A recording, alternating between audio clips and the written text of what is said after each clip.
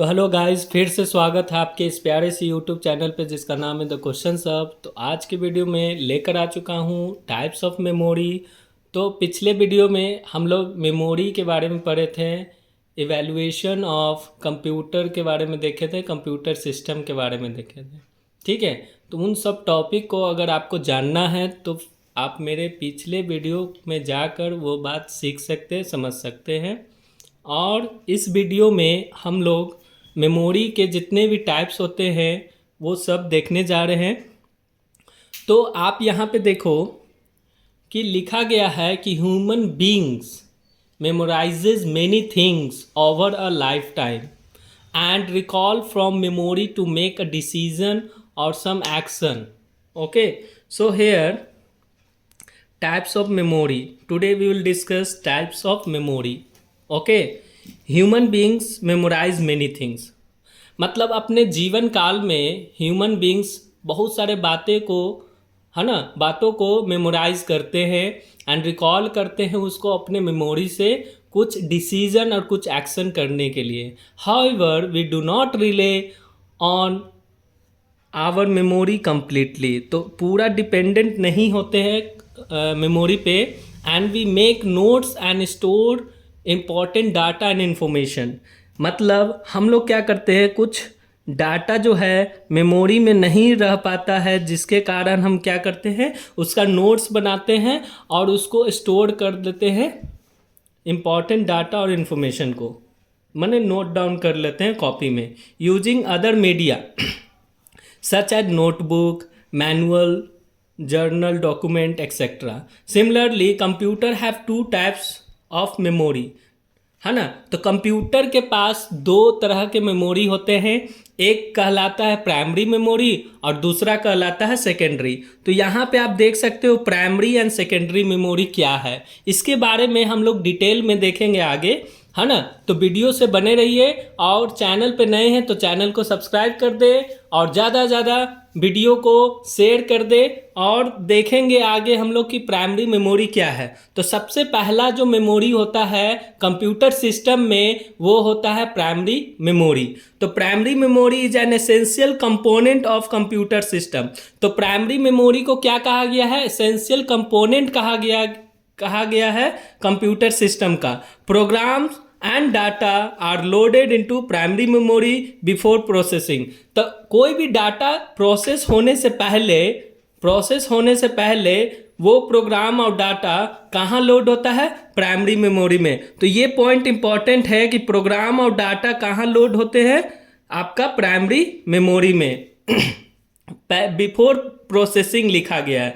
Before processing का मतलब कि प्रोसेस होने से पहले डाटा और प्रोग्राम कहाँ लोड होते हैं, हमारे प्राइमरी मेमोरी में। तो ये बात आपको याद रखना होगा कि प्राइमरी मेमोरी में हमारा डाटा क्या होता है, लोड होता है। ठीक है, the CPU interacts directly with the primary memory. और जो सीपीयू हमारा होता है कंप्यूटर सिस्टम में, वो डायरेक्टली क्या करते हैं, हमारे प्राइमरी मेमोरी को एक्सेस करते हैं, ठीक है ना, इंटरैक्ट करते हैं टू परफॉर्म रीड और राइट ऑपरेशन। इसको इसलिए कि वो उससे डाटा को ले सके और उसको प्रोसेस कर सके। It is of two types, है ना, that is random access memory and read only memory. तो दो तरह के प्राइमरी मेमोरी होते हैं, एक को कहते हैं रैम और दूसरे को कहते हैं रोम। तो रैम का फुल फॉर्म जो होता है वो होता है रैंडम एक्सेस मेमोरी, और दूसरा जो हमारा है रोम उसको कहते हैं रीड ओनली मेमोरी। ठीक है, तो ये बात याद रखना कि प्राइमरी मेमोरी कितने तरह के होते हैं, प्राइमरी मेमोरी दो तरह के होते हैं। एक आपका होता है रैंडम एक्सेस मेमोरी और दूसरा होता है रीड ओनली मेमोरी। रैम के नाम से जानते हैं और रोम के नाम से जानते हैं।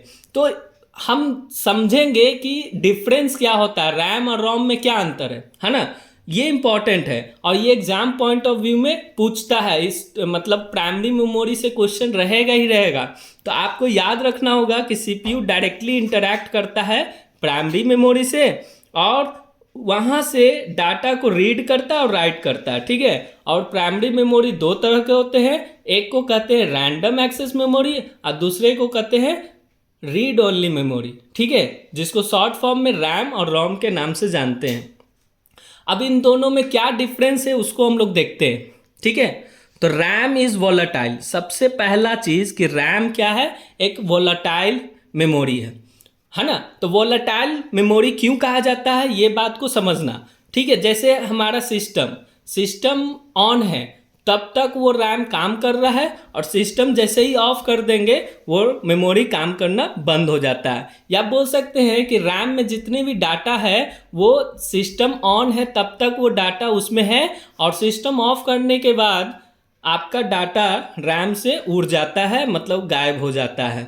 यहाँ देखो वोलेटाइल का मतलब वही होता है, as long as the power is supplied to the computer it retains the data in it. मतलब कह रहा है कि जब तक उस पे उसको अगर लैंड मतलब पावर सप्लाई देते रहेंगे, है ना, कंप्यूटर सिस्टम को, तब तक डाटा उसके पास रहेगा, है ना। तो ऐसे रैम, ऐसे मेमोरी को हम लोग क्या बोलते हैं, वोलाटाइल बोलते हैं, वोलाटाइल इन नेचर। तो रैम हमारा क्या हो गया, volatile in nature. But as soon as the power supply is turned off all the content of RAM are wiped out. Wiped out का मतलब साफ हो जाता है ना। It is use to store data temporarily. तो रैम का इस्तेमाल हम लोग डाटा अगर टेम्पोरली हमको स्टोर करना है तो हम लोग रैम का यूज करते हैं। While the computer is working, whenever the computer is started और a software application is launched, the required program and data are loaded into RAM for processing. RAM is usually referred to as main memory and it is faster than the secondary memory or storage devices. तो यहाँ पे एक बात याद रखना कि जब कभी भी हम लोग सिस्टम को स्टार्ट करते हैं या किसी भी सॉफ्टवेयर एप्लीकेशन को लॉन्च करते हैं, तो जो भी रिक्वायर्ड प्रोग्राम होगा, डाटा होगा, वो पहले कहाँ जाएगा, रैम में होगा, ठीक है। RAM usually refer to the main memory, है ना, और रैम को प्रीफर किया जाता है, मेन मेमोरी कहा जाता है, and it is faster than the secondary memory. मतलब रैम जो है सेकेंडरी मेमोरी से फास्टर होता है, और रैम को मेन मेमोरी के नाम से भी जानते हैं। रैम को हम लोग मेन मेमोरी भी कहते हैं, और रैम हमारा फास्टर होता है, it is faster than the secondary memory. और सेकेंडरी मेमोरी को हम लोग जानते ही हैं, स्टोरेज डिवाइसेस के नाम से जानते हैं। On the other hand ROM is non volatile. यहाँ देखो लिख दिया है, रोम हमारा क्या है, नॉन वोलेटाइल है, which means it contents are not lost even when the power is turned off, है ना। It is used as a small but faster permanent storage for the content which are rarely changed. For example, the startup program that is boot loader that loads the operating system into primary memory is stored in ROM. तो ROM में कौन से programme को पहले load होता है, जो boot होता है, हम लोग का जो सिस्टम स्टार्ट होता है, तो जो ऑपरेटिंग सिस्टम का प्रोग्राम होगा वो प्राइमरी मेमोरी में लोड होता है। और बोल सकते हैं कि प्राइमरी मेमोरी दो तरह का होते हैं, रैम में ना जाकर वो रोम में वो स्टोर्ड होता है, ठीक है।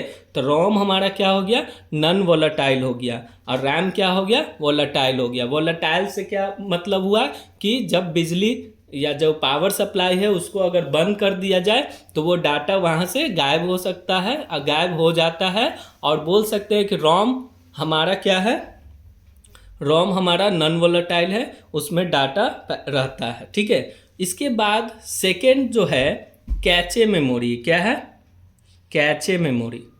RAM is faster than secondary storage but not as fast as computer processor.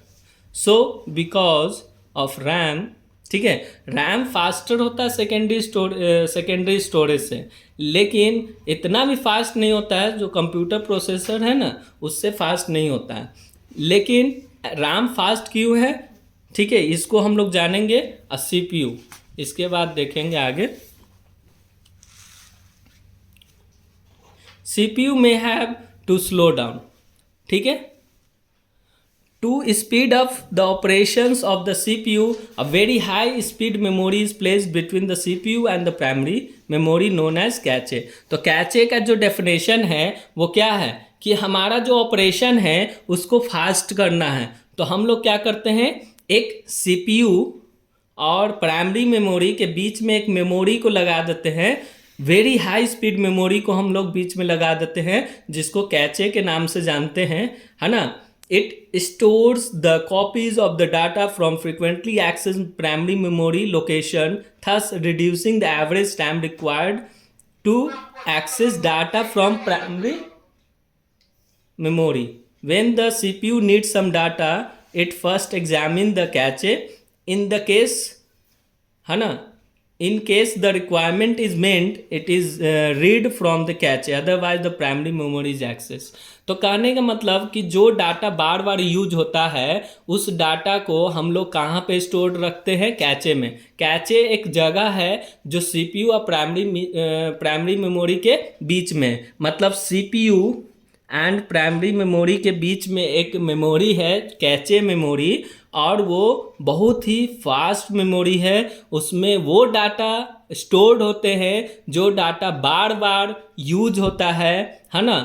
तो बार बार प्राइमरी मेमोरी में ना जाना पड़ता है, हम लोग कैचे मेमोरी में अगर वो मिल गया, है ना, मान लीजिए कैचे मेमोरी में हमको वो डाटा मिल गया तो प्राइमरी मेमोरी में जाने का जरूरत नहीं पड़ता है, जिसके कारण हमारा जो एवरेज, यहाँ पे देखो लिखा गया है कि एवरेज टाइम रिक्वायर्ड जो होता है ना वो कम हो जाता है, ठीक है ना। Reducing the average time required to access data from primary memory. When the CPU needs some data, it first examine the cache. सबसे पहले सीपीयू को अगर डाटा चाहिए तो वो किसको एग्जामिन करता है, कैचे मेमोरी को, है ना। In case the requirement is meant, अगर मिल गया, मान लीजिए कैचे मेमोरी में जो चीज़ खोजा जा रहा है वो मिल गया, तो वो प्राइमरी मेमोरी में नहीं जाएगा। अगर वहाँ नहीं मिलता है तब जाकर वो प्राइमरी मेमोरी में जाएगा।